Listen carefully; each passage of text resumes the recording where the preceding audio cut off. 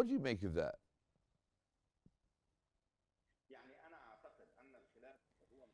In my opinion, the disagreement is very personal because Trump wants to say to Netanyahu to listen, and Netanyahu want to actually listen to the U.S. vision, especially recently. And let's say that the pragmatics of Benjamin Netanyahu made him the savior of Israel. Um, in the world, and he wants to be the savior of Israel, the protector, and that's why he does not want to negotiate, and he does not want to conclude the war until the next elections. And this is the Israeli nature that we are used to, and not the Jewish religious one. We need to make that distinction between the Jewish and the Israeli Zionist ideology, because their main idea is to establish a Zionist state on Judea and Samaria with the West Bank, and that's why he wants to get rid of all Palestinians. He does not want to be partners with them. Let's say that this crisis do not with to not go hand in hand with the far right Israeli Zionist and the U.S. Visions. Smotrich and Benjamin Netanyahu and Ben Gvir wanted to turn Israel to a religious state, which actually contradicts the U.S. principles. The disagreement between Netanyahu and Trump, in my personal opinion, is tactical and not essential. It's a disagreement regarding how we're going to do it and not why. Um, Netanyahu is a very strong man. He was able to eliminate a large portion of Hezbollah and Hamas and a large portion of the Israeli population. He directed hits to Iran, and he imposed his influence in a lot of regions in Syria. So he became the expander of the state of Israel, and he's the one able to protect the Jewish in Israel, even if that was on the exchange of some detainees. The rest of Israelis will live, which is giving Netanyahu some pride to even disagree with the U.S. administration. On the other hand, Trump came in a very strong electoral race.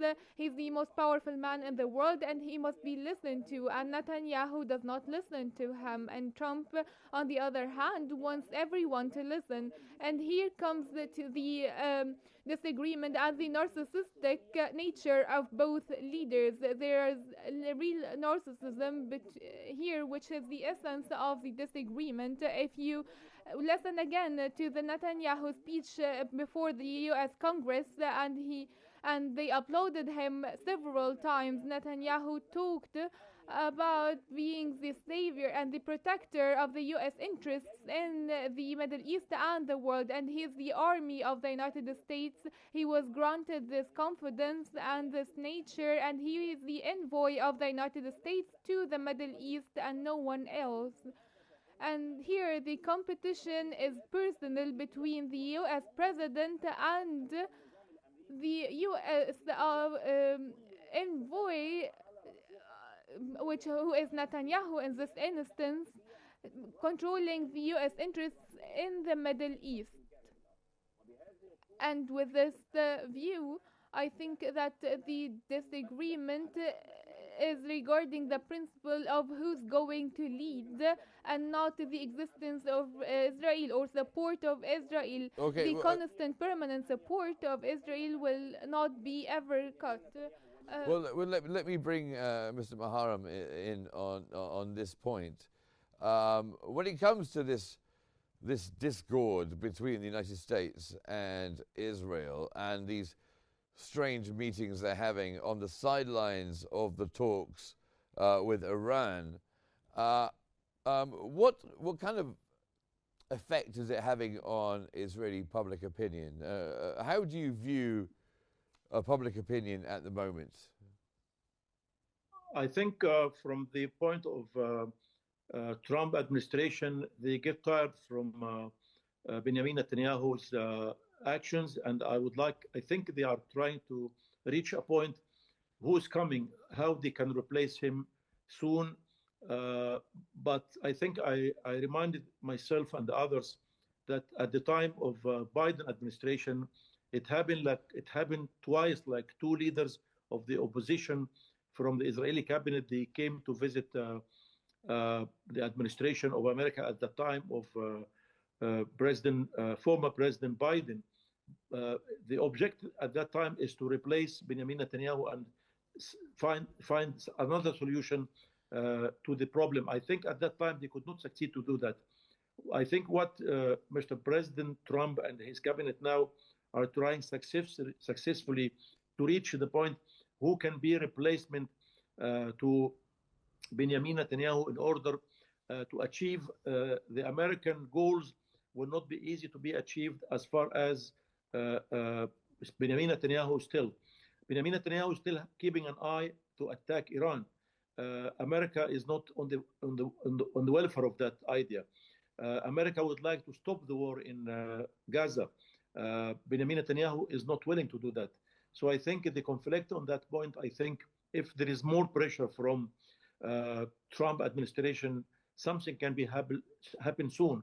And usually for the fifth time, this kind of meeting between America and Iranian seems like there's a kind of hope, peaceful kind of negotiation will happen. The Gulf states are very concerned about that. So Trump in a position like he has to do more pressure to Benjamin Netanyahu in order to show the best wish of America in front of the other leaders in the world.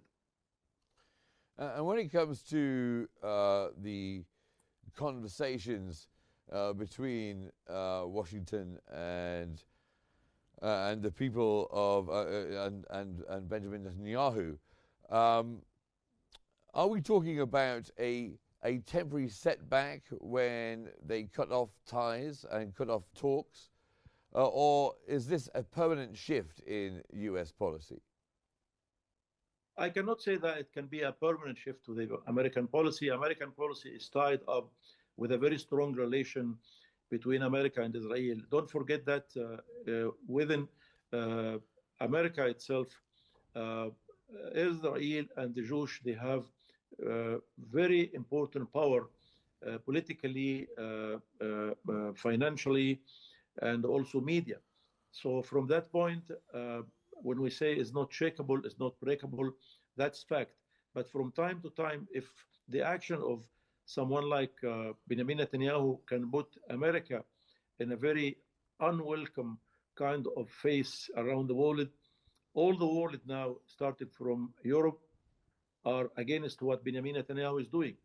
That will make America to feel some kind of shame that it cannot be stand against the whole world. So being strong relations, something, but not to put America in such a kind of shameful.